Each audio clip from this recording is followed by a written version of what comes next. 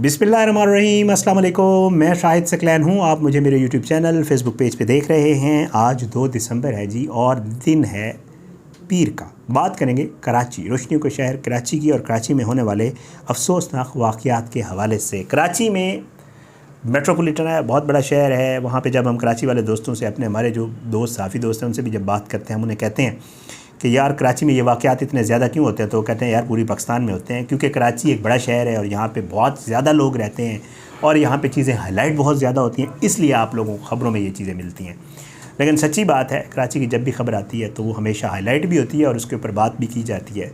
तो कराची से बड़ी अफसोसनाक 2 दिन में 2 मुसलसल खौफनाक चीज़ें सामने आई, तो मैंने कहा आपके साथ शेयर कर दूँ।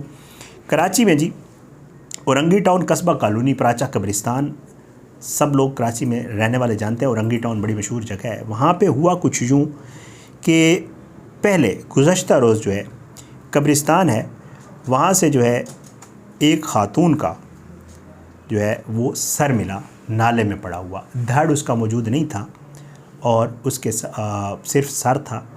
पुलिस वाले उसको उठा के ले आए। लोगों ने देखा, लोगों ने देखने के बाद पुलिस को इत्तला दी। पुलिस वाले वहाँ गए, रेस्क्यू वाले वो उठा के ख़ातून का सर ले आए। लेकिन अनफॉर्चुनेटली उस ख़ातून के सर की शनाख्त जो है वो नहीं हो रही थी और पता नहीं चल रहा था ये किसका ख़ातून का सर है। उसका धड़ मौजूद नहीं था। इलाके में खौफ व हिरास फैल गया। ये एक सूखा नाला था कब्रिस्तान के एक कोने पे और वहाँ से ये सर मिल गया पुलिस को। पुलिस उठा के उसको ले आई। पुलिस उसकी अभी इन्वेस्टिगेशन में मसरूफ़ है और पुलिस ने इसकी मिलने के वाक़े का मुकदमा जो है इल्ज़ाम नंबर 622/24 मुद्दईयत सरकार में, क्योंकि ज़ाहिर है उसका कोई वारिस नहीं है, तो इसमें जो है उन्होंने मुकदमा दर्ज कर दिया और नामालूम मुल्ज़मान के ख़िलाफ़ दर्ज करके तफ्तीश शुरू कर दी ताकि जो है इसका पता चल सके किस खातून का है, कौन है। पुलिस ने उसकी शिनाख्त करने की भी कोशिश की और पुलिस, जो मेरी इतलात है उसके मुताबिक अभी तक पुलिस को उसकी उसकी कोई मतलब कंफर्मेशन नहीं हुई कि ये किसका सर है और क्या मामला है। ये तो हो गया एक जो मामला था। अब दूसरा मामला, अब पुलिस अभी इसको जो है वो इन्वेस्टिगेट करने की कोशिश कर रही थी कि हैरान कुन तौर पर पुलिस को एक और इन्फॉर्मेशन मिली और वो ये मिली कि वहाँ पर जनाब कचरा कुंडी में जो है वो इंसानी आज़ा पड़े हुए हैं।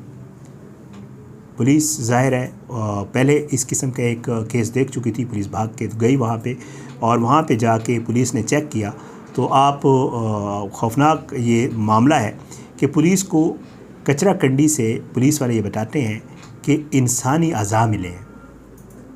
पहले सर मिला और अब टांगें, हाथ और आंतें मिली हैं। ये बड़ा खौफनाक ज़ाहिर बात है मामला है और पुलिस ने ये चीज़ें भी कलेक्ट कर ली। कलेक्ट करने के बाद जो है इनको अब्बासी शहीद अस्पताल जो है वो मुंतकिल कर दिया गया चेक करने के लिए कि ये मामला है क्या।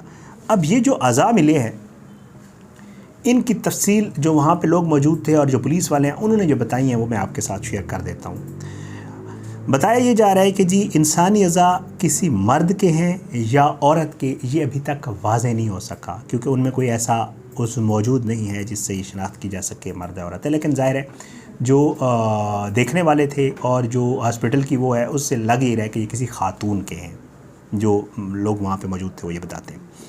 अच्छा, साथ में बताया ये जा रहा है कि हैरान कुन तौर पर इंसानी अज़ा जो है उनके हवाले से बताया गया है कि वो कुछ रोज़ पुराने हैं और इन अज़ा के ऊपर जो खून है वो जमा हुआ है।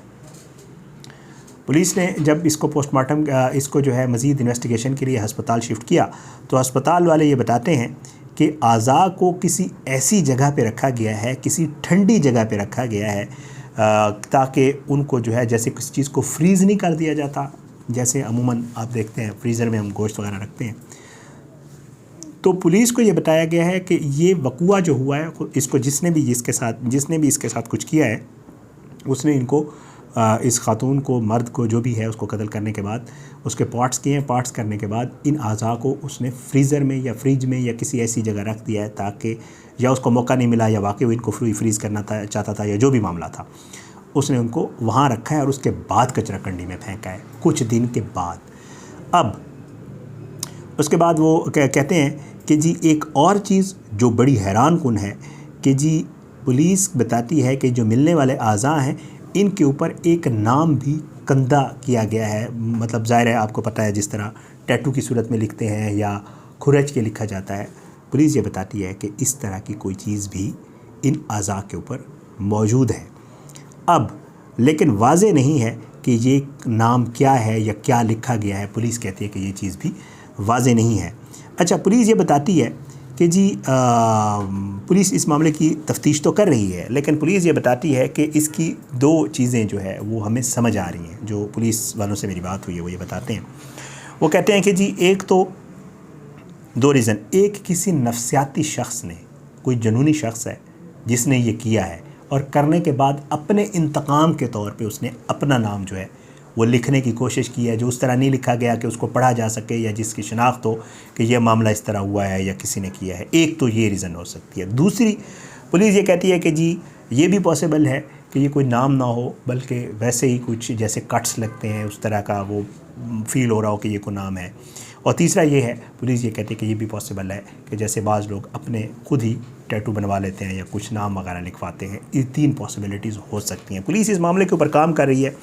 एक तो पुलिस ने दो काम किए हैं, एक तो इनकी शनाख्त के हवाले से, ज़ाहिर बात है सर मिल गया तो उसकी शनाख्त के हवाले से काम कर रही है। दूसरा, आज़ा मिले हैं, इन आज़ा के हवाले से टांगें और हाथ मिल गए हैं तो पुलिस ये कहती है कि हमने उसकी बायोमेट्रिक और नादरा से रिकॉर्ड लेने की कोशिश कर रहे हैं कि ये किसके हैं। और तीसरा, पुलिस ये कह रही है कि जी हमने इन जितने भी बॉडी पार्ट्स मिले हैं इनकी फोरेंसिक करवाई है और फोरेंसिक करके चेक करने की कोशिश करें, क्योंकि फोरेंसिक में आपको पता है, हम अक्सर आपको अपनी वीडियोज़ में बताते हैं कि फोरेंसिक जो है उसमें बहुत सारी चीज़ें पता चल जाती होती हैं, कैसे कत्ल हुआ, वजह मौत क्या थी, बहुत सारी और भी। फिर डीएनए वगैरह से पता चल जाता है कि किसका है। फिर ये भी हो सकता है कि बाज़ दफ़ा कुछ चीज़ों से जिसने ये सब कुछ किया होता है उसका डीएनए मिल जाता है तो उसको भी चेक किया जाता है, मुल्ज़मान की गिरफ़्तारी के चांसेस होते हैं। तो ये सारी चीज़ें पुलिस कर रही है और पुलिस ये कहती है कि हमारी कोशिश ये है कि ये क्योंकि ब्लाइंड एक या दो भी कह सकते हैं, नहीं अभी तो ये भी पता नहीं चल रहा कि जिसका सर है धड़ भी उसी का या किसी और का है, डिपेंड्स। तो पुलिस ये कह रही है कि जो भी मामला है इसके ऊपर हम इन्वेस्टिगेट कर रहे हैं और कोशिश ये कर रहे हैं कि साइंटिफिक बुनियादों के ऊपर जो है इस मामले को लेकर हम जो है इसको सॉर्ट आउट करें और पता चल जाए कि ये कचरा कंडी से मिलने वाला सर और जो बाकी आज़ा हैं ये किसके हैं और इसके साथ ये सब कुछ किसने किया। बहरहाल जैसे मैं आपको पहले बता रहा था, खौफनाक वाक़या है। कराची में अक्सर बोरीबंद लाशें और ये मामले का सुनते रहते हैं, लेकिन कहा यह जा रहा है कि वहाँ पे इलाके में पूरे में खौफ और रास है। वहाँ पे जो लोग मौजूद थे और बाकी भी, जब से ये पता चला है कि यहाँ से कोई ऐसे अज़ा वगैरह मिल रहे हैं तो एक बहुत खौफनाक बात होती है, ज़ाहिर है इंसानी अज़ा मिलना। तो वहाँ पे ये सिचुएशन चल रही है। अल्लाह सबको अपनी ज़ुबान में रखे। ये वाक़या हुआ था, कल ये खबर आई थी सर मिला है, आज धड़ मिले हैं और चीज़ें मिली हैं और इसकी क्या सूरत हाल है मैंने कहा आपके साथ शेयर कर दूं। अल्लाह सबको अपनी ज़ुबान में रखे जी, सबको अपनी दुआ में याद रखा करें। अल्लाह हमारे पाकिस्तान का हम नासिर हो, इसके ख़िलाफ़ साजिशें करने वालों को नस्नाबूद करे। अल्लाह ज़ालिमों को इबरत का निशान बनाए, मज़लूमों को इंसाफ मिले। इंशाअल्लाह अगली वीडियो में मुलाकात ज़रूर होगी, लेकिन बशर्ते ज़िंदगी इजाज़त दें। पाकिस्तान ज़िंदाबाद। अल्लाह हाफ़िज़।